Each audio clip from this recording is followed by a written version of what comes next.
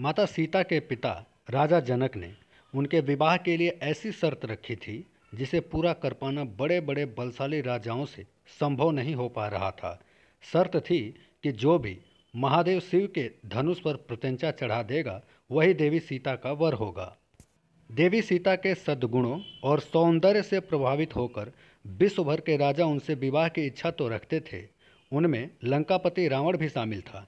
लेकिन शिव जी के धनुष पर प्रत्यंचा न चढ़ा पाने के कारण देवी सीता से विवाह की उसकी इच्छा पूरी नहीं हो सकी। सीता स्वयंवर के समय महर्षि विश्वामित्र के साथ भगवान राम और लक्ष्मण भी जनकपुरी आए हुए थे। तब प्रभु श्री राम ने शिव जी के धनुष पर प्रत्यंचा चढ़ा दी और देवी सीता को अपनी अर्धांगिनी बना लिया।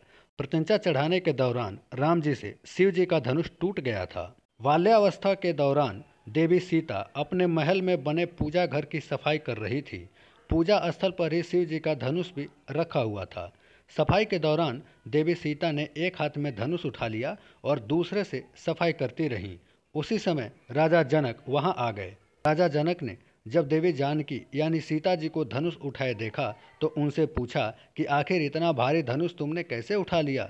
तब देवी सीता ने सहज भाव से उत्तर दिया कि पिताश्री, यह तो बहुत ही हल्का है। तब राजा जनक ने प्रण लिया कि जो भी वीर पुरुष इस धनुष की प्रत्यंचा चढ़ा देगा वही सीता का वर होगा। सीता से विवाह की इच्छा रखने वाले सभी राजा शर्त पूरी करने में असफल रहे। बड़े बड़े बलशाली राजाओं को प्रत्यंचा चढ़ाने में विफल होते हुए श्री राम बड़े ध्यान से देख रहे थे।